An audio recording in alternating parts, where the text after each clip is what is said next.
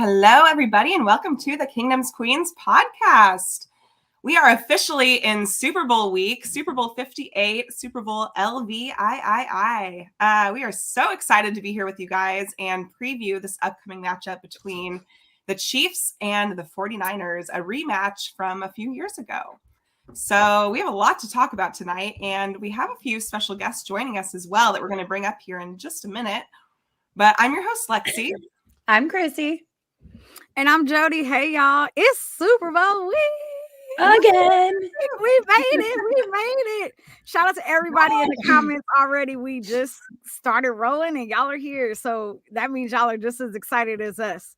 Lexi, get into who our special guests are and let's get this show going. We have two very special guests with us for this Super Bowl episode tonight. We have Hayley Lewis and BJ Kissel with Kansas City Sports Network here with us tonight. So I'm going to bring them up here now. Who you guys should all know very, very well. Yes. They killed the Kansas City scene, right? If you guys want to say hello. What's up, people? BJ's on the Queens. I almost let him borrow my tiara, but he said he didn't want to wear it. I know. I mean, he probably would have outshone us all with his tiara on. Exactly. So probably good. I'm just glad I was able to wear the purple and represent K-State. It's a big day for us. So yeah, I'm gonna rock the lavender when I can. You're on brand a little bit. So I'm just gonna ask you guys this question because I asked you before we went live, but tell the viewers, are y'all in Kansas City? Are y'all in Vegas? What are y'all doing and what are y'all plans for the Super Bowl? Yeah, BJ and I have a really cool setup that we're going to be doing. We're actually going to be at the place to party, right? Like this is where everyone in Kansas City, if you're going to be staying here and not in Vegas, you want to be at Power and Light District. That's where we're going to be. So we're going to be downtown at the Power and Light District. We'll actually be on a private balcony outside of Mosaic overlooking the stage for the watch party. And we are going to be streaming through Bleacher Report and we're going to have a post-game show on the Kansas City Sports Network. And we will be, chatting the entire game through, live reacting. I'm hoping that they keep serving BJ drinks so that he can relax. Stay calm. But I mean, BJ, you can take it away. It's going to be a fun time. We're going to have a party. Yeah, it's going to be a lot of fun. I haven't been in the environment, have been down to P&L for a game before. And so I'm looking forward to it. And you hooked it up with the location. It should be fun. It's going to be a little cold. So we got to figure that out. That's sitting outside for a long time. But yeah. I'm not know what I'm worried about, Hayley, is that I can't get up and pace around. I can't go watch the game in the corner by myself like I normally do because there's going to be nowhere to go. I'm going to be trapped in that little corner. Basket case when it comes to games. Like this man, I'll watch him and I'll be broadcasting during the game and he'll just be like, yeah. Face the hallway for a minute. Yeah. My new thing this postseason is like I have an entire family size bag of Twizzlers that I literally go through during the entire game because I'm stress eating Twizzlers. So I spent 6 years not being able to cheer or do anything at all and having to be completely silent in the press box. And I would just slam my chair down and then I got in trouble for that. And so, yeah, I'm letting out 6 years of not being able to do anything. As Hayley mentions, when I get a little animated during it. That's amazing. Just so you know, I also do the same exact thing. If I'm at Arrowhead, I will go from the 300 level to the 100 level to the Miller Lite bar I'm like, okay, well, something bad happened. So that means I have to move from where I'm at because this is clearly a bad spot. So it's clearly Jodi's fault. And so there was a game. It's all my fault. We went to the opening, I think last year against the Chargers it was. Yeah. And Jodi was like, she went to sit at the bar, whatever bar it was. And she's like, I'm staying here because we're winning ever since I'm sitting here. And then we won the game. And she stayed here. She's bye. I was like, I'll see you guys at the car. Bye. Whole game, even though you're here at the stadium because, Yeah, I can't move. It is what it is. So let's go ahead and kind of get into this Super Bowl preview. Yesterday was opening night, media night. Great night. Okay, and so to be very transparent, I don't know what I thought I was expecting. Yeah. I do not think it went the way that I thought it was going to go at all, but I ended up loving every single moment of it. So I would love to know what's everybody's thoughts about opening night, how it started off, how it ended. Let's start with our guest first. What are y'all thoughts about last night? Hayley? Oh no, BJ, you go first. I have full disclosure. I did not watch. I was not watching opening night at it. all I know about opening night is it's a cool and it can be very fun moments. But when you're there covering it, it's just kind of weird. There's a lot of people in costume. There's a lot of weird things going on. Some very strange questions being asked. So for the beat writers who are around the team every day, there's a lot of media availability leading into that. And so it's kind of known as a thing where it's not serious. There's a lot of goofy things going on. And I don't need to know that it was in Vegas to know how weird it must have gotten being in Vegas. So those are my, I've seen some stuff on Twitter, but I feel like opening night is always just wild. It's like when the crazy out. I mean, I remember last season, Mama Kelsey gets on there and starts handing out bags of cookies to her kids and everyone. And like, you're always like, that's always going to be your clickbait, right? What happens on opening night. I think what's important is that, yes, we love to hear about the Taylor Swift updates. And I mean, I'm all about, like, I know I pain BJ to like just hashtag Taylor Swift once or twice here. I mean, love story play out. I don't think I've ever seen that big of a media crowd for Travis Kelce. I mean, it was backed up like quite literally all the way to the stands, or excuse me, to the seating. But I think what the biggest thing that comes from this is the fact that, it's a bunch of hoopla. Who's the team who can avoid the distractions and stay locked in? Because a lot of bulletin board material always comes out of it. And I'm sure we'll get into it, but like the turf conversation and the complaints, and there's just a lot of headlines. And I think it's really more or less if the Chiefs can stay locked in and focused with all of that stuff now buzzing and out of the way. Yeah. And a good thing about our guys having done this so many times, especially so many of the young guys who were on the team last year, they know what to expect. I think Vegas is a little more extra, obviously. Some of the things I saw, I was just like, is this media night or are we at some like show in Vegas? On like, it was like some of the costumes were crazy and whatnot. But I think the biggest thing that I thought, and I think he did it last year, there's that little kid who's interviewing people. Jeremiah. Thank you. I was like, what is his name? He's just precious. And he's so good too. Yeah. He's so good at asking questions and he's so charismatic. I don't know. I love watching him interview players. I think it's awesome. And it's just endearing. So that's been my favorite part besides, the booing of everybody. Seems like a really good idea. You know what I mean? Like, let's just boo our guys who got mad at a kicker, right? Like, booing is pretty epic. Like, so what I heard someone say earlier today was like a few years ago when the Chiefs played the 49ers in Miami, it was a lot more cheering for the Chiefs and a lot less cheering for the 49ers because at that point, the 49ers had won 5 Super Bowls at that point. Yeah. Chiefs only had 1. And so we were all just excited to be there again.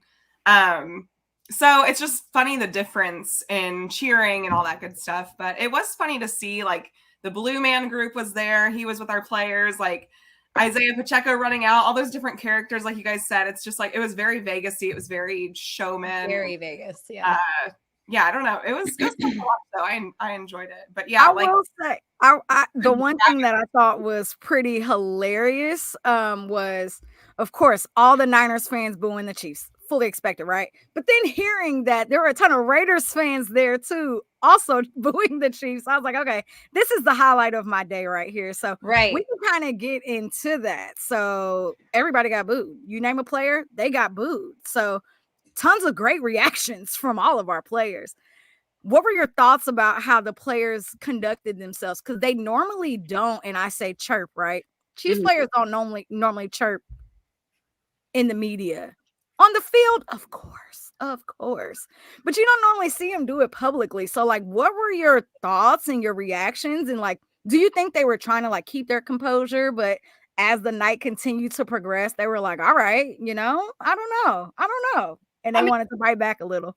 Yeah, I think the Chiefs are just at the point where they're like, if you want to hate us, that's great. It means we're doing something right. Let's embrace the villain era. We're going to continue to play throughout the entire season with the target on our back. I think that they're just owning it now because they realize when you are the villain and you're constantly, it's same being successful in life, right? If people are constantly criticizing you, you're doing something right. Obviously, it's only the people who are criticizing you that aren't doing as much as you. And that's exactly what's happening with the Chiefs now. And I think they had a few little sassy comments here and there, but I don't think it was anything to run with too much. So I like how the Chiefs were just You hate me? Cool. It means I'm winning. Like, I love it. Like Right. continue to hate on us like the Patriots. That would be wonderful. So that's kind of how I took it. And I mean, Andy Reid's going to keep these guys in check. He's pretty good at that. So nothing's going to slip too much.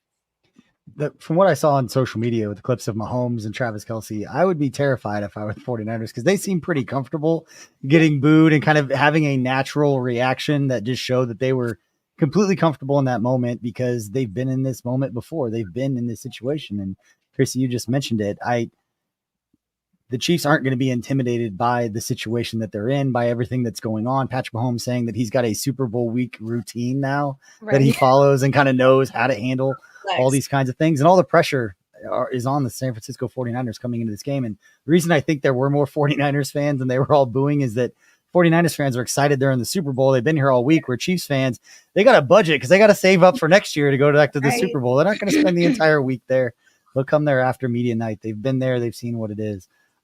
But yeah, my reaction after seeing how Travis Kelce handled it and how Mahomes handled it was that they're completely comfortable in that moment being booed or just kind of showing their personality of it's okay if we're the villain now. We'll respond accordingly. Yeah, I think I heard an interview with Patrick earlier this week where he's like, you know what, if that's the role that I have to play now where we're the villains and people want to hate us, he's like, I'm going to have some fun with it. So what's funny is I feel like they were up there and they were, like you said, they were so comfortable hearing those boos and they just started laughing and they're like, all right, like I'm ready to play. I'm hyped up. I'm ready to go. And for me, just kind of like that's the opposite reaction I would have wanted to give the guys. Like I think a better reaction would have been like the Chiefs go up there and everyone was completely silent. Like it was just almost an awkward silence because there's nothing to feed off there. Yeah. When you play in an away stadium, which we've done now two games in a row, and we've been better on the road this season than at home. Mm-hmm. I think our guys, they really like feeding off that opposing fan energy. And that was just the exact opposite reaction I would have wanted to give those guys leading up to the Super Bowl. So I just thought that was funny. And I loved the way they handled it. I just wish Andy Reid wouldn't have been booed because that's so rude. That man's a saint. You leave Andy alone. I didn't know that. They definitely boo Andy. Like come on. Calm down. I feel like Brock Purdy, his face, he just looked kind of in shock the entire time. He was just terrified. He was terrified. He was like, okay. I'm happy to be there. Yeah. That's the other thing. If the bulletin board material, I don't think when fans say stuff, I don't think players take it seriously. I think when the players talk about other players is when you see them kind of not talk about it until after the game. We saw with the Burrowhead comments. We've seen it with some of the stuff with the Ravens where it all came out afterwards.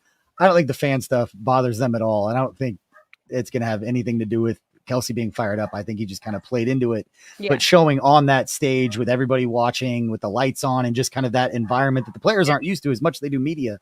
There's thousands of people and you're on a stage in front of all of them to be that comfortable in that moment. Just they're ready. They're ready to go. Yeah. I thought it was so funny because I'm like, the last thing y'all need to do is give these boys more fuel. Like, goodness gracious. And Andy Reid is he's just elite. And I think it's so great that they have this Super Bowl routine because most teams can't say that, right? It's crazy that we have a Super Bowl. Incredible. It's incredible. So we've been hearing about a lot of, I feel like we're in day 9 of Super Bowl week. And I know that the week is 7 days, but it's day 9 of Super Bowl week. And we've heard nothing but complaints. And, listen to 610's radio all day today.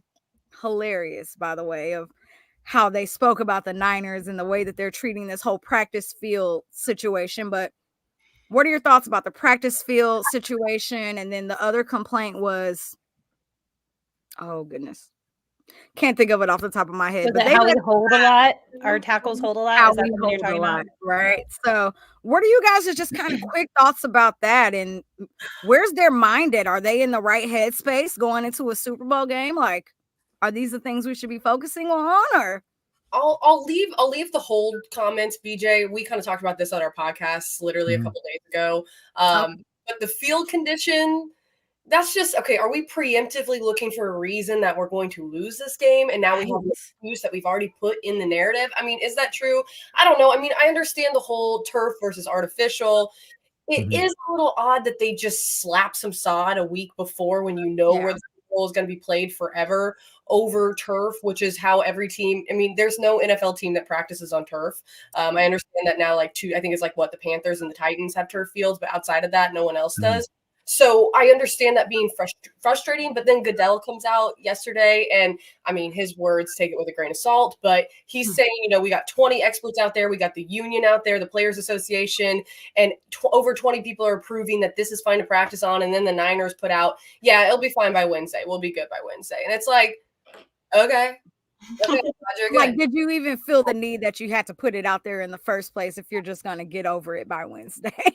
Right. It strikes me as odd, and I just feel like, and I mean, BJ, you can back me on this, I just don't think that's how the Chiefs would have handled it. They're not a very public team. If they have an issues with something, they'll get it done. But the Niners made a point to bring it up on media night and even joke back and forth with Debo and Shanahan about it, where I was just like, all right. It just, I don't know, bad taste. But BJ, you fill in on what you think about that. Yeah. I don't know all the details. I know all the back and forth at media night. I'll play the other side that if it was as soft as they're reporting that it was, and I'm going to paraphrase an article, something that I read, that it graded in the 50s when the field has to be in the 70s of this firmness rating or whatever. If it really was that low, from knowing anything about NFL coaches and how type A they are, I would understand why they would be pissed and not wanting to get somebody hurt a week before the game. Now, how they go about it, all of us would probably do it differently if we're being honest about all five of us in that exact same situation. So the Chiefs wouldn't do that. That's just not how they operate. I don't see it as preemptively being annoyed about it's going to cost them the game or anything, but I can understand all the buildup for Kyle Shanahan for this game. And then you get out to practice and you're dealing with that. It has nothing to do with the Chiefs get this. It's about how can the NFL not take care of it this way, and then everything after that is PR trying to take care of it. But I can understand from a coach's point of view, if it was as soft as they're saying it was, why he would be annoyed. It's not going to have anything to do during their walkthroughs on whether it's going to affect whether they win the game or not. Gives us a lot to talk about over 2 weeks before the game, though. Yeah. But yeah, I can understand where a coach would be coming from. The last thing you'd want to do is somebody to lose an Achilles or something on a soft field, and then the NFL having to answer for that. And I know Lexi and Chrissy are going to chime in on this too, but to my understanding, they've sent team officials out to go check the field, correct? So in my mind, before we even got to these 9 days of this week going into the Super Bowl, they kind of knew what the tone of the field was before they even got to Las Vegas. So, I get the devil's advocate part about it, but I feel like if this was as bad as it should be, then, they would have been pushing the issue on this immediately when they found out, or when they sent people out there to go inspect the field in the first place. But that's just another quick thought for me. Go ahead, Chrissy and Lexi. Yeah, what I found funny is sure, they're making comments about the field, they've made comments about the holding, and then their owner made comments about the last Super Bowl, and et cetera, et cetera. And then you hear this story that gets put out that the Chiefs are outside practicing in the rain with pads on. And it's just yeah. And to me, I was just like, I love that story got leaked for that. It was kind of like, okay, well, we're out practicing in the rain in pads. We're not complaining, toughen up. I think it's great. At least from a fan's perspective, that's how I see it. But to me, and like I said, I've never played in professional sports. I played soccer at a high level and I coach. I'm never someone who is saying, I'm going to look for excuses to blame things like referees or penalties or field conditions. You go out to play because it's the game you love and you've worked hard to get here. And I'm going to have 100% of my focus on that. Right. So to me, it's been strange to see professional athletes as well as an owner. It feels like constant complaints and more of I know they've now been deemed the nickname 40 whiners, which is hilarious. Classic. It's just it just seems weird that's the Chiefs get asked questions and they're very complimentary of other teams and things like that. Yeah. And then you have Nick Bosa. Wait, one of the Bosas. I can never get them straight. Whichever one. I don't like either of them. And he's just well, they hold a lot. It's just, I feel like the mentality, it doesn't seem like a champion's mentality. It seems like a loser's mentality where they're already well, we're going to come up with all these excuses, whether we think that's what we're doing or not. That's just not what your mind should be on when you're going into the ultimate career moment that you may never be at again. It just seems like a weird mentality to me as an ex-athlete. I mean, so I don't know. I think Andy Reid is really good at having our guys ready to not say any of those things. Like if you look at, I think it was Aaron Ladd that posted it, or Harold Kuntz, one of them that posted it with like Donovan Smith and Jawan Taylor and Charles Menahue commenting on it about how like they just didn't say anything about Nick Bosa's comments about the holding and whatnot. And then with the field stuff, I mean, it's kind of funny to me how it seems like this year of all years, it's now a thing where it's like, oh, why do the Kansas City Chiefs have home field advantage? I'm like, this has been a thing for as long as I can remember where it switches off every year. Last year, we didn't have it because the Philadelphia Eagles had it.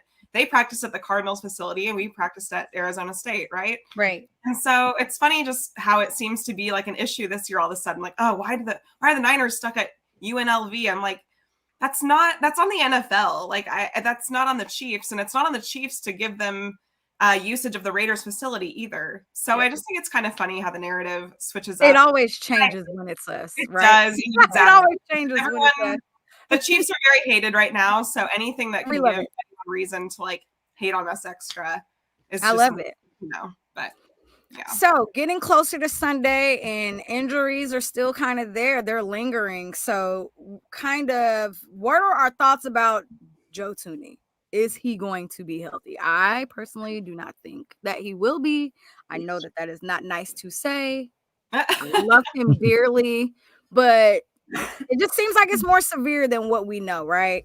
The McKinnon news that came out today that is, and I believe Coach Reed said it's a long stretch for him to possibly be ready to go by Sunday. So he's doubtful, but Willie Gay, great news. He should be back on the field this week. So, and I know the Niners, their injury report looks pretty clean this going into the Super Bowl, which I fully expect, right? So what are our thoughts about like our injury report, ours, theirs, players being healthy going into this game and, you know, the impact or the not impact it'll make? Nick Allen-Grady has been amazing, right? So that's positive. So what are your thoughts about the injury report, players being available and things of that nature? Yeah, I think it's the Thuney one doesn't necessarily bother me as much, although he is a phenomenal talent. He's been phenomenal for the O-line. You know, they bring him out of retirement, bring him back into the mix of what they have. And Andy Reid loves the O-line. We all know that. It's his baby. It's his project. You know, versatile O-linemen who go inside and outside. And you mentioned it, Nick Allegretti has been phenomenal filling in. So I don't feel as nervous about that. Although it is missed, I don't feel uneasy about the O-line going into this. Allegretti's been in many playoff situations, starts, and Super Bowls that he's played in with the Chiefs. So I'm not concerned as much there. The Charles Menahue one bothers me probably the most. The fact that he's that sucks. Jared McKinnon coming back. I don't think anyone really expected it as well, you know, along with the fact that we're not expecting Thuney to play either. I'm actually kind of curious. Are we going to see Kadarius Toney? That's one that I'm curious. I mean, that's like an outlier. And then Reed said today he might play. So we'll see how that goes. But I think the defensive side of it, the Charles Menahue thing, the pressure that he brings, there's a lot of people who can fill in for him and play along the line as well. But that probably is the biggest concern for me if you look at it. 100% agree. The impact that he's had on this team in his short amount of time of being here has been tremendous. So it will feel him not being out there. Go ahead, BJ. What's your thoughts? Yeah, I was gonna say I saw the quote from Andy Reid on Kadarius Toney of "We'll see," and I can't read the quote. I need to hear how he said it. I need to hear the tone to kind of read between the lines on that. Yeah. But yeah, the thing with the injuries that I'm most curious on how it plays out is without a minute, who's getting those snaps? Is Felix Anudike going to be active for this game? How do they rotate Dana and these guys? The 49ers play more 21 personnel than any other team in the league. They're going to be in base defense a lot. They're not going to be in they're going to have 3 defensive linemen on the field more for this game than they normally would. And so how does Spagnuolo adjust to that? Do you bring safety down? We talked about that with Matt Miller on KCSN Update today. Do you bring Justin Reed down to the box to help in the run game with the Christian McCaffrey and trying to slow him down, which then just leaves the middle of the field and some of the deep shots open for the most accurate and the best deep ball passer in the NFL this season was Brock Purdy. He's in 20 yards or more down the field. He is the best quarterback in the league. So How does Justin Reed get utilized, and then kind of chopping your way back of how does it start up front with their base defense and against, Kyle Juszczyk and some of these guys and trying to kind of play a little bully ball. How do they combat that? Is FAU going to get some snaps? Yeah. I definitely agree that Omenihu is probably the one I was most bummed about, because he really was, he was becoming a force, especially that second half of the season towards the postseason, those last like 6 games or whatever he was playing with a sack. Tooney, it sucks because he's like Hayley said, he's just been so phenomenal at what he does. Yeah. But Allegretti's been here before. He is so versatile. Andy Heck has done such a phenomenal job in practices and plugging these guys into different spots so that they can fill in and plug holes when holes come up. So I have no concerns about Allegretti at all. I don't need to see Kadarius Toney. He can Not sit. At all. That's fine with me. I'm good. We've been talking all season where we need to consolidate, and I do not want the Super Bowl to be the time where we are like, you know what? Let's just bring another wide receiver back in. Go ahead and run corn dog with KT. Like, we'll see. We don't need that this week. So I don't need to see that, but it's fine.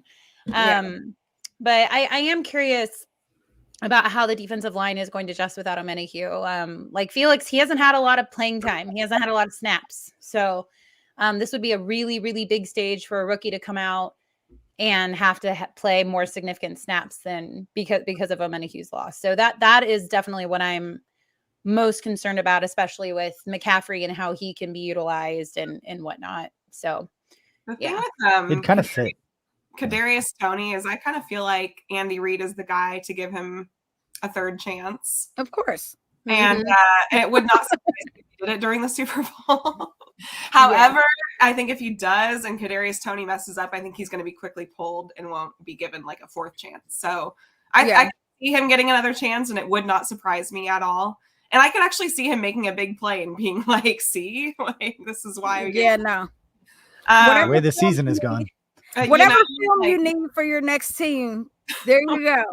My only thing I wanted to say about Omenihu is we do got to remember he didn't play the first 5 games of the season too, and the defensive line was still pretty good then too. So yes, as soon as he was active, he was very impactful. But I do truly believe that this defensive line will be able to figure it out because they had to do it before.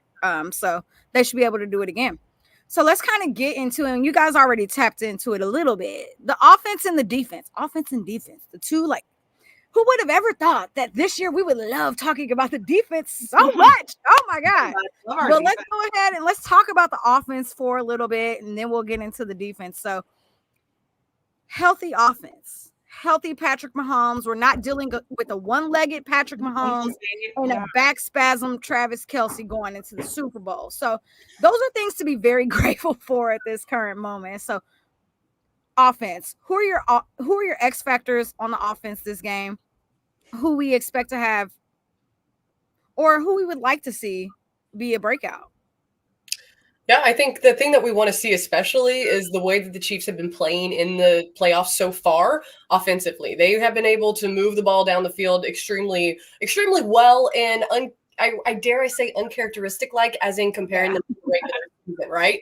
These were things that kind of emerged in the postseason where we were all of a sudden like, are they back? Is Mahomes magic back? And I don't necessarily think it's the flashy Mahomes magic we're used to seeing when he first emerged. I don't think it's ever going to become that again because obviously things are ever changing in the NFL and defenses are figuring things out. But what I think has been impressive is the way that they've handled the pressure. They're getting hot at the right time, and they've been finding those checkdowns, those intermediate passes, but also they've kind of thrown in some of those deep balls again. We've seen those emerging and being able to exploit the defenses in which they face. I think that that's something that's kind of coming back for what they've been doing. I think the biggest key is getting the run game going.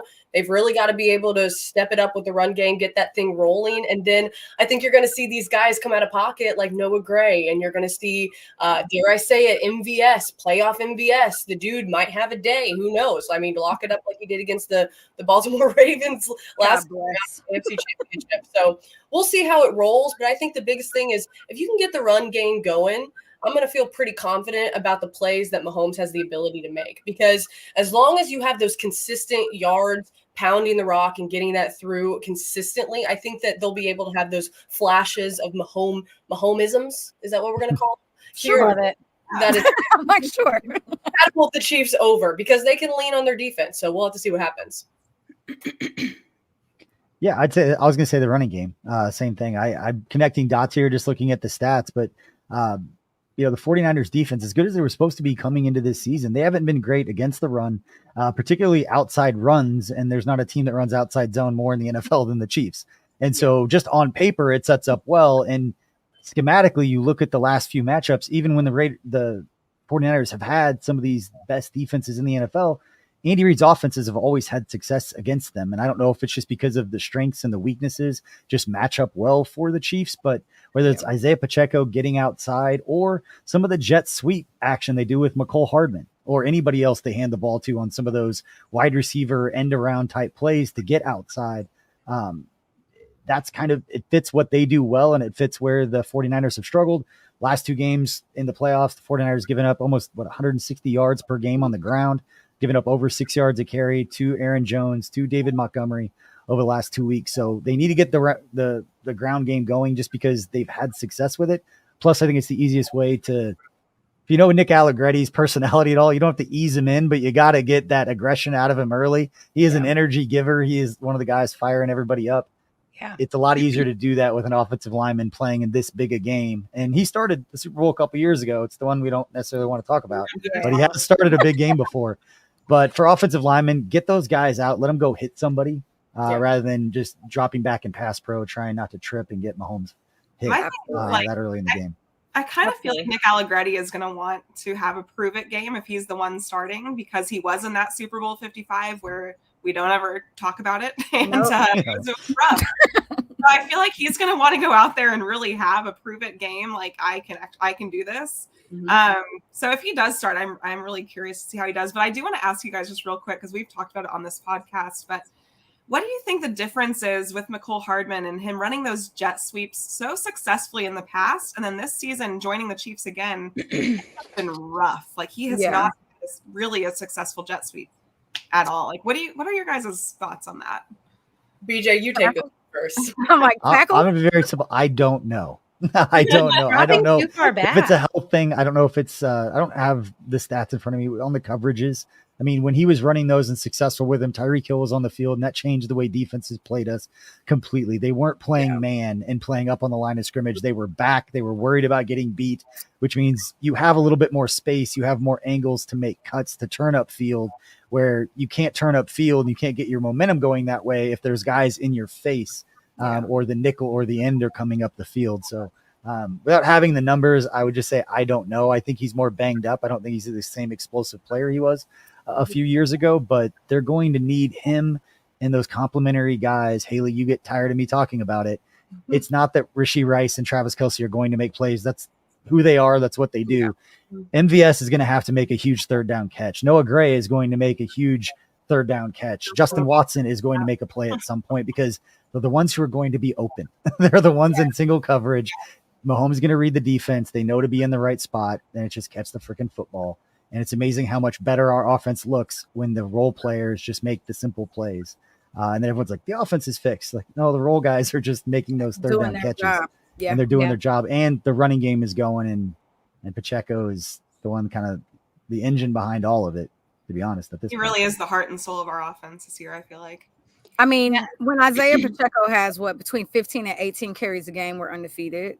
And, even though I will say that's the one thing I take away from the Ravens game, there were so many times where he got stopped on 3rd and 1 or 4th and 1 or 3rd and 2. But Andy Reid did not give up on the run. And I was like, bless. And the Ravens did. Andy Reid for not giving up on it, because he could have easily just been like, nope, Patrick, you're going to throw the ball for the whole entire rest of the game, and didn't. And we still were able to prevail and win in that game by just continuing to keep focus on the run game. So very happy. When the run game is working, and when we continue putting effort into the run, it opens up the entire offense, because when we're just trying to throw the ball down the field the whole game, like they know, like, okay, we don't really have to play the middle of the field. We can just play back. They're not going to, and then we don't do anything. It's just, when we finally started saying, okay, we're going to have a much more balanced attack, running the ball and throwing the ball, defenses were having a harder time and our offense was having more success because the defenses had to respect both the run and the pass. So I do think we have to make sure we get that running game involved and we have to make sure that it stays consistent throughout the whole game. And I love the fact that in order to ice the game at the end of last week or the AFC Championship game. I don't know how many days it's been a really long 9 days. It's been a really long time. But I love that Pacheco had that nice long run, and I don't know. We have to make sure that the run game stays consistent throughout the game, whether it's working the whole time or not. We still have to make sure that we are causing them to respect it. So I think Pacheco is a big deal, and I think Noah Gray is going to be more important than I think people are potentially thinking. I feel like he may have a couple big plays involved there, but I think that our offense, we've been able to move down the field against some of the best defenses. I mean, look at Buffalo, look at at Baltimore, what we did, especially in the first half. Second half, I think we are managing the game probably more than maybe Chiefs fans would like. At least that's what I'm hoping was happening. But I do think that we've proven we can go down the field on the best defenses in the NFL. So I'm not concerned about that. I would really like to see Rashee Rice. I think the record right now for rookie wide receiver in the Super Bowl is 109 yards. Yeah. I think if we can get him involved, just get him on some good screenplays, some good stuff like that. I think I don't know. And I just know Andy Reid, he's going to have this offense rolling. I'm just not really concerned about them. Like I was during the regular season. I think they've rolled so smoothly, like everyone said in this postseason so far, that there's really not a lot to be concerned about. Now I'll knock on wood as I say that, because that's what we do. But so far they haven't given me a reason to worry in this postseason. Now they did get shut out against the Baltimore defense in that second half, but they did have a lot of good things that worked. They just couldn't really capitalize on anything. So I think just getting over those small little humps, those small little mistakes they made in that second half, I think we should be fine. I also fully believe we conservative did it up. Went conservative. Conservative did it up in that second half of that Ravens game too. I feel like Andy Reid originally had a game plan of what he wanted to do in the Ravens game, and I feel like it completely changed as the game continued to go on. And I don't hate it at all. I don't hate it at all. Had a great defense. Like they were the number one defense. Which is why I'm not worried about the Niners at all. So the defense, right? We're talking about the defense. We kind of got what our expectations are for our offense. I do agree with all four of you. I think the offense is going to keep rolling, especially going into this game. Also, I know we already talked about media night and we just spoke very highly about how great Isaiah Pacheco was, but when I say he was so like focused and tuned in yesterday on media night, I was just like, okay, I don't think I've seen this side of him before. So I think he's ready to run through a wall, 200 yards this week. Like there's some extra energy there that I think he's going to bring this week. And I'm very happy to see it. But the defense, do more. Yeah, the defense, they've been the saving grace of this team literally all season long. They're the reason we're here. They are the saving grace. Every single player is amazing. I don't even want to talk about the offseason yet and contracts and who we're keeping and all of that. We're going to keep it positive and happy right now. But who are your X factors on the defense? Like, who needs to come out, step up big, have that game to make sure we really secure this? Who needs to keep the energy and keep the team going the whole 60 minutes of this game? Yeah, I think this is going to be, I know we just talked about the run for the Chiefs. They got to get that going. Well, they have to stop the run from the Niners. And I think that's the biggest key to this. It's going to, plug the gap, plug the holes, and be able to stop it at the line of scrimmage and not let McCaffrey get away with those explosive plays. That's going to be, the thing is, it's almost, I think Spagnuolo has said this before, or kind of something along the lines of like, the explosive plays are going to happen. They're going to happen regardless. How much of a minimal effect we can, or how much minimum effect they can have from it is really where they start to buffer that. They've got, like, it's going to happen. How can you contain it? Have you contained it the majority of the game so that when one of those explosive plays is inevitably going to go, that you're able to have more points on the board and be able to slow them down? So those red zone issues as well. That's going to be a factor in this one, being able to, if they get there, stop it, or make, those turnovers and be able to force those turnovers, or, make it 3 instead of 6 points for them. But I really think that it's going to be coming down not only to the line, but the linebacker core. The secondary is phenomenal. I have a lot of faith in them. I mean, this is like, L'Jarius Sneed, my God, I hope we bring him back. Trent McDuffie, they've been able to do, just locking down the top receivers in the NFL has been just so stout. But I really think that, the linebacker core is going to have to step up here. And Justin Reed, maybe, coming down a little bit, like BJ was saying, because this is going to be tricky. How much can you limit guys like him? And then freaking Kittle, man. I mean, he just pops. It's so hard to defend tight ends. He's just going to, he's going to just be an annoyance. And then you got Debo, and so it's not really anyone's not necessarily worried about Purdy. It's just more about what weapons he has and if he can stop it. Yeah, my answer, and I'm going to paraphrase this. I'm going to credit the KC Lab guys. Hayley calls them the boys at home, because I was able to watch the AFC Championship with our guys who host the KC Laboratory. And one of the things that they talked about last week that Baltimore was so good at in the second half was not giving away their coverages too early. When they were on defense, and they were not giving it away because they know that Patrick Mahomes gets up and does that fake cadence like they're about to snap it, because then he knows that Baltimore needs to be in the position they're going to because they think they're about to snap. Well, Baltimore got in tune to that, didn't show it on that first, and then they rotated late when he actually snapped it. Well, it's the same thing for the Chiefs, I think, defensively going into this game, and that they need, wherever Justin Reed is lined up, I'm going to watch the safety rotations. Do they start him low, thinking that it's a one high to where Purdy thinks there's a heavy box, check out of a run because we don't have numbers? They check to a pass, and then Justin Reed slides back. That's really simplifying a very difficult thing. But for me, it's watching where the safety goes. Where do they start? Where do they end up? And then that chess match that is, I've never paid attention to that during a game until I heard the Lab guys talking about it in real time in the Ravens game. How does Brock Purdy do that in trying to get the Chiefs to show where the safeties are going to end up or whether they're going to blitz? Because there's not anybody that disguises blitz is better than Spagnuolo. He gets more free rushers than anyone else in the league because they time it right and they set it up right. How can Purdy try to get as much information before the snap as possible? And how long can the Chiefs wait before they show what they're actually doing? And so that for me is watching the safety. It's watching Justin Reed. Where does he go?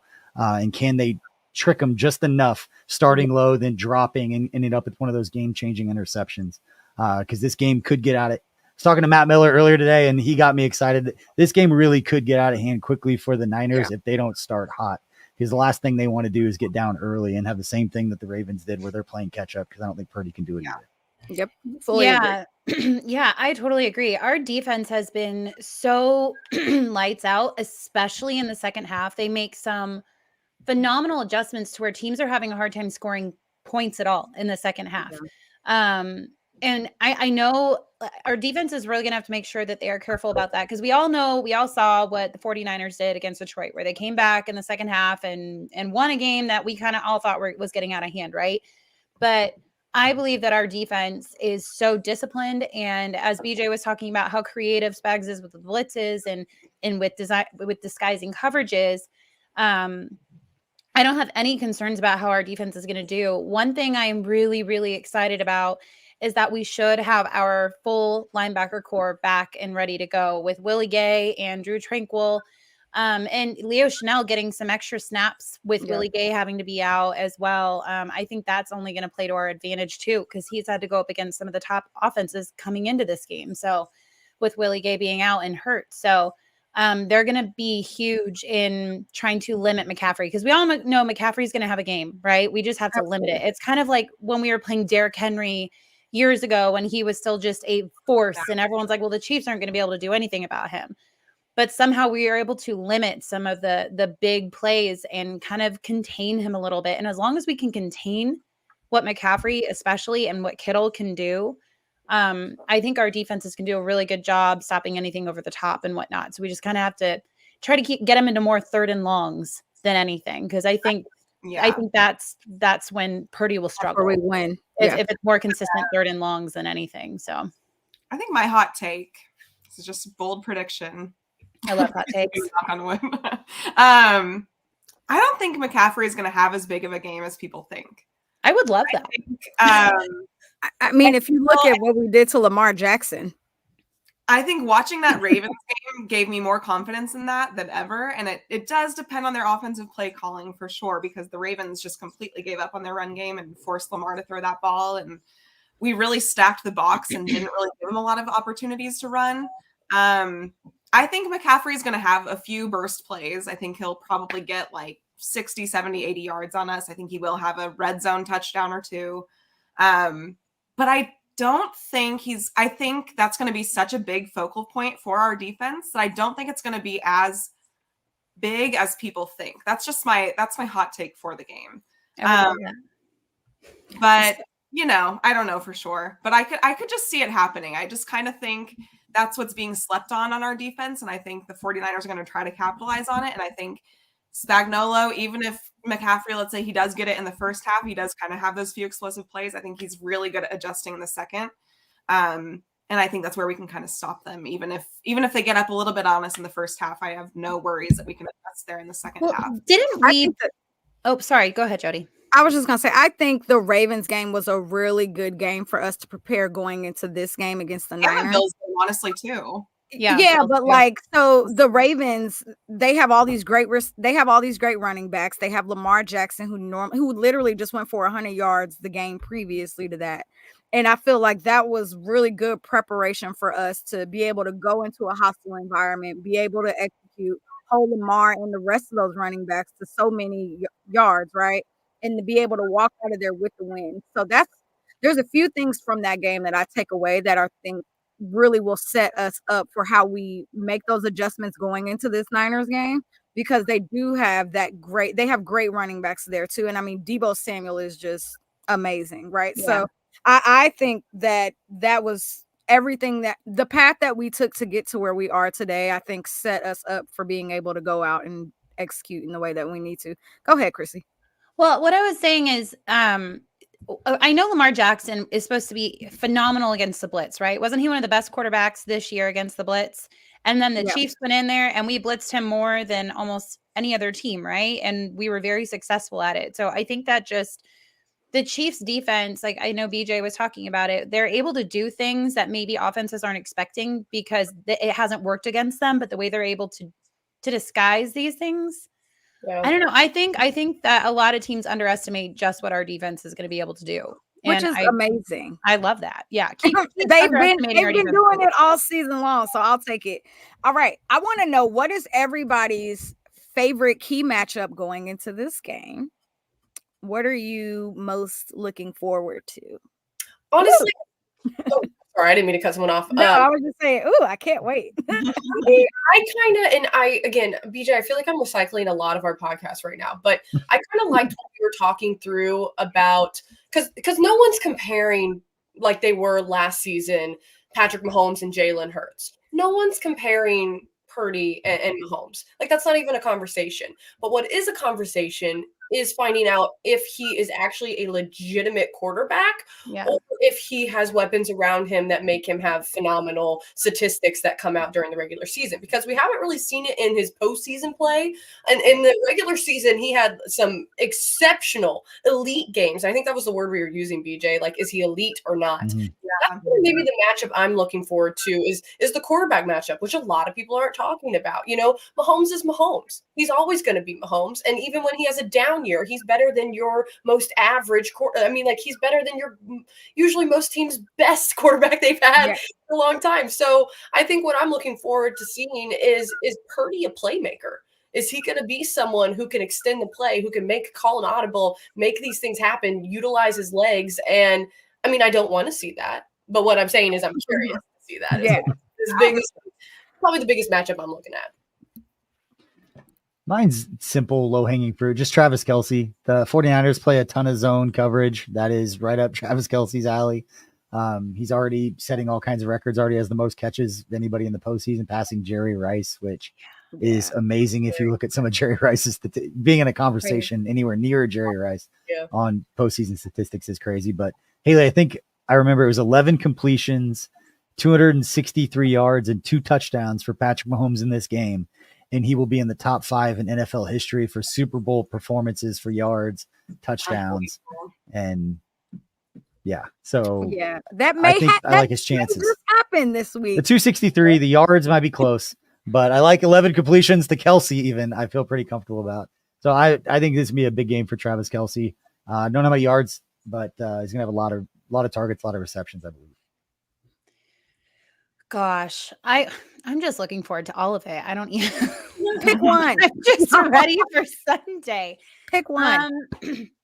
Okay, I'm looking forward to. I can't believe I left Nick Bolton out earlier when I was listing our linebackers. Like I feel terrible about that. That's my bad. MIZ. I'm really looking forward to our linebackers and our internal is not the right word, but I have a migraine and so I can't think of words when this happens. Inside defensive line, there you go, guys. The ones in the middle. Yeah. God. I'm looking forward to seeing how they do against the run. I feel like Nick Bolton, and I know he's not, he's got the thing, but he on his hand, but he's been playing better these past couple of games, get back into his prime here. But having Willie Gay back is great. Drew Tranquil has been one of the leading tacklers, so very much just looking forward to that matchup. I think seeing how the linebackers and the D line are really going to do against the run, which is our defense's weakest point, right? So, yeah. Lexi, I'd say, I guess, just to go off of what everyone else is saying, I'd say Isaiah Pacheco versus their run defense is a big one for me. I think he's going to have himself a great game. So just to keep it simple, I think Isaiah Pacheco. For me, I'm excited to see both tight ends, the two best tight ends in the NFL. I'm ready to see how they battle it out because they are very close friends too. And I love George Kittle as much as not as much as I love Travis, but love him too. So I can't wait to see who is the more superior tight end at the end of this matchup. So I think it's funny how a lot of people have them as even too going into this. I'm like, oh, even, huh? Yeah. That's exactly what he wanted to see. Mm-hmm. So what are just some quick keys to winning this game? And then we'll get into some score predictions. So keys to victory. Overall victory. I mean, I think it's they got to start hot. Chiefs coming out hot. Don't get behind. Although we know that the Chiefs can play from behind, it's really more, getting that momentum to swing early, because I think if they can rip the momentum away from the Niners, be able to shut down those explosive plays and not let the Niners get maybe just even to where they could stay within it, pull ahead quick, keep them down, keep your foot on their throat. I think that's how they're going to be able to win this one, because it's kind of, I've been used to always saying, just finish, the Chiefs will always figure it out in the second half. Not this season. Just go ahead and get it over with. Start really hot in the first half, and then just be able to, keep them at an arm's length the entire second half. I think that's been a strategy they've been using in the playoffs, and I want to see it continue. Kill their confidence. Absolutely. Hayley, you're going to laugh because I said the same thing for, I think, 3 weeks now. If the Chiefs don't turn the ball over, they're going to win the game. If they don't give San Francisco easy points, they're not, if they don't give them short fields and they make Brock Purdy and that offensive line and even Christian McCaffrey go all the way down the field consistently to put up points versus Andy Reid, Travis Kelce, Patrick Mahomes, who've already had success against this scheme. They can't go possession for possession with the Chiefs. They need easy points. And if the Chiefs don't give it to them, I don't think they can make up the points otherwise. Yeah, I agree with both of them.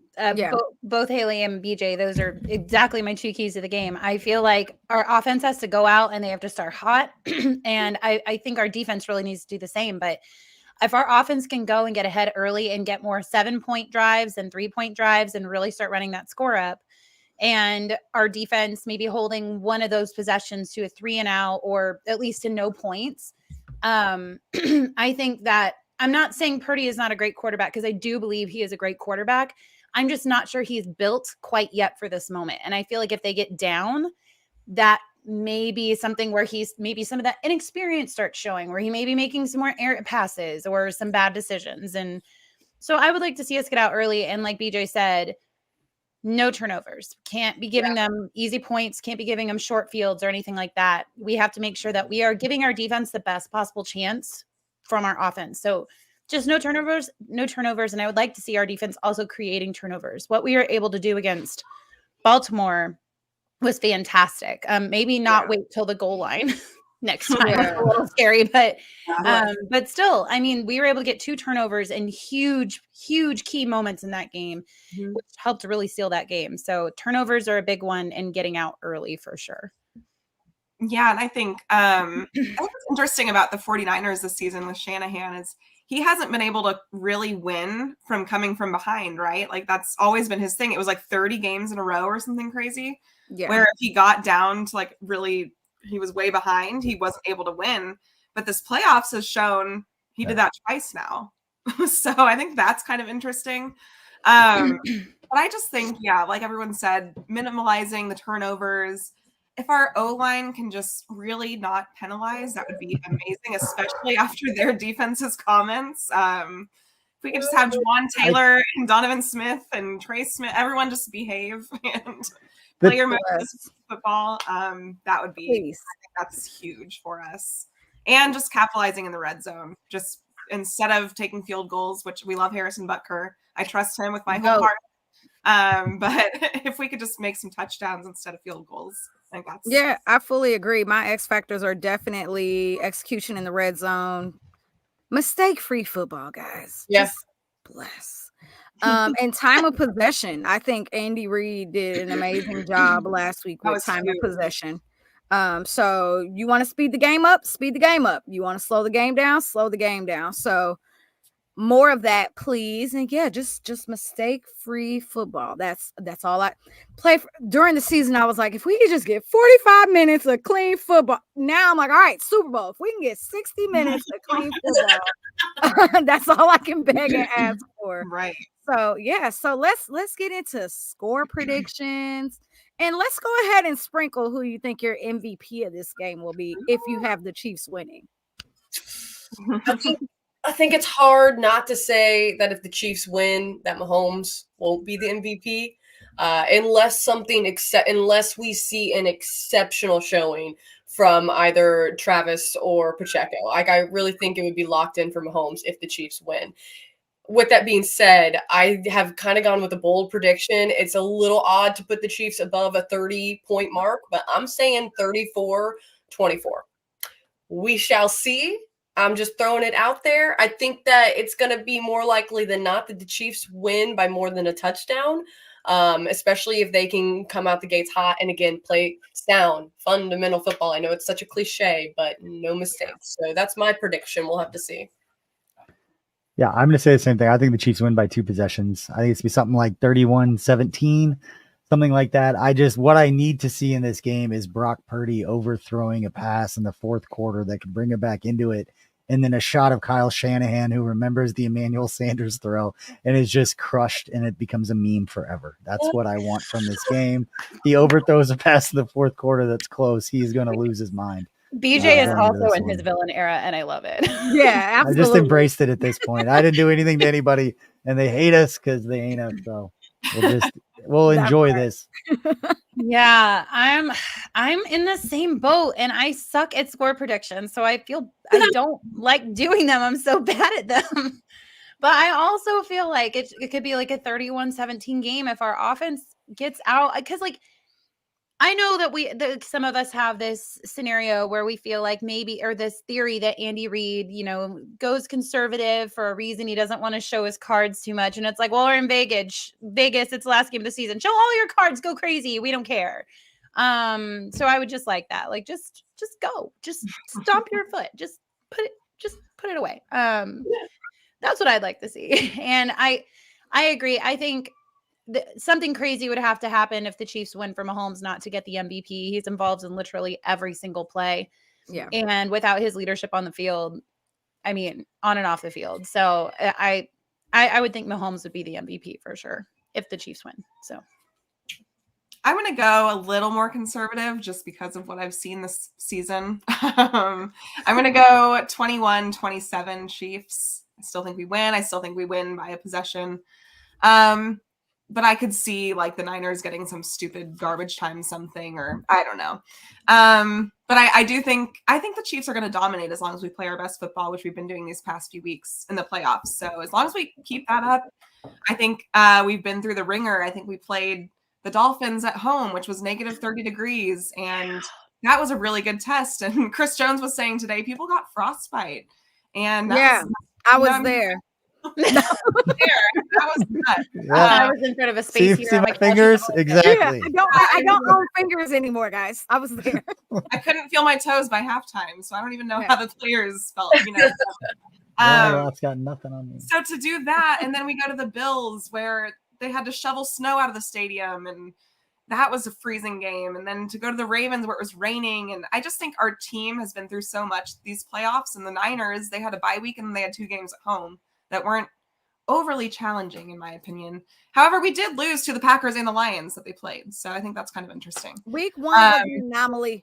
Those were a long time ago, but it's just the irony of the season, I guess. But I do think if the Chiefs play their best ball, I think we win 21-27. I think, like you said, it'll probably be Mahomes with the MVP. But my hot take, again, I guess, is if it's not Mahomes, I think it could be someone on our defense. And I think last season, I think if Nick Bolton didn't have that second scoop and score taken away, I think he could have won it. Absolutely. I would love to see someone on our defense win it, like Snead or Chris Jones. Someone like that would be really cool. But Snead would be cool since he got snubbed from his All-Pro. But Oh my that's a gosh, whole I nother just love conversation. that Yeah. redemption story for him. So I can't actually say numbers. I think I stopped saying numbers for scores like week 16. And Yeah, then Jody's not allowed.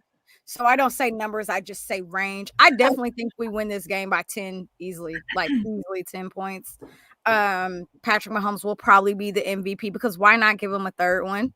Just why not? Here you go, Pat. Why not give him a third one? But I totally agree with Lexi. If it had to be someone besides him, I would love for it to be like a Travis Kelce, who has had an incredible career, and why not add it to the Hall of Fame resume? Or someone like a L'Jarius Sneed, who was snubbed in the All-Pro votes. So, I think the Chiefs bring back another trophy, ring, whatever you want it to be. I think we parade on Wednesday. The weather looks nice in Kansas City, so let's just cross our fingers for that. And I just want to continue to say that the AFC is better than the NFC. So we've had a lot tougher stretch than any NFC team, which makes me feel pretty good about going into this game. So, Hayley and BJ, thank you for blessing us with your presence today. We're so glad that you guys were able to hop on with us super last minute. We wanted to do something special going into the Super Bowl. So thank you so much for being here. Yeah. Please tell all of our listeners where they can find you, where they can listen to your podcast, all of those great things. Yeah, you can follow us on the Kansas City Sports Network on Twitter and Instagram. BJ, you might know the handles better than I would, but find us on the Twitter space, or what are we calling it? X now? Is that the thing? Sure. I'm not cool. So there you go. What she said. Yep. BJ loves social media. He's on it. He's loves it. And you don't have a choice. It won't ever go away. You just gotta embrace it at this point. My phone goes off a lot as it is, so I don't need to do a whole lot more. Hayley can attest to that. That is true. You're like the Adam Schefter of Kansas City. Basically. No, we are super grateful that you guys were able to join with us again. Hope you enjoy P&L. It's going to be rocking. It's going to be so much fun. Again, if y'all missed it, they're going to be at the Power and Light on Sunday. They're going to be by Mosaic on the rooftop doing great, lively, lovely things, rocking out for the Chiefs game. I'm sure they're probably going to hopefully either party or run after the game. Either way, they'll be there. So tag them, shout them out, say hi to them if you see them. And again, thank y'all so much for being here with us today. Thanks, Lexi, get into the sponsor so we can get out of here. I got to go find some dinner. No, I'm hungry. We got Kin Seltzer. We got first ever Black owned seltzer it's brewed right here in Kansas City, right downtown. It's very delicious. It's pineapple and peach, and they're about to release a second flavor here really soon. Strawberry lemonade. Yeah, strawberry lemonade. So we'll be out for that. And we'll get only 100 calories a can. Don't forget that. 100 calories a can. Made of all fruit, no artificial sugars. It is good if you decide to mix it with like a little vodka or a little tequila. It's really good if you like to mix it too. You can get it from pretty much every brewery in Kansas City, but our favorite place to go is Boulevard Brewery down in, what area? The Crossroads. I'm like, what's the area called? So, yes, go get some. Chrissy, sign us out, please. Well, again, Hayley and BJ, thank you guys so much for joining us today. You guys were wonderful, and we are so honored that you guys took the time to come join us on our podcast today.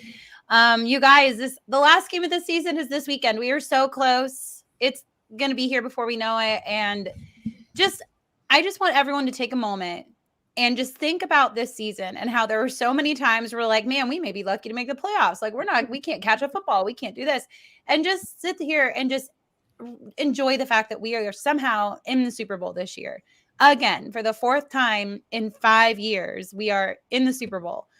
So just reminisce, feel blessed, enjoy this time, because at some point we may be back to the old times, and let's not think about that right now, but just really cherish this moment. Okay, guys, just so exciting. So if you're heading out to Vegas, be safe, have so much fun. If you're staying here, if you're going P&L, if you're doing any of that, just have so much fun. Enjoy that time with your family and friends. And let's just go Chiefs. Let's go take down those 40 whiners and send them back to San Francisco. Sounds good to me. So until next time, your queens have spoken. Bye. Bye, y'all. Go Chiefs.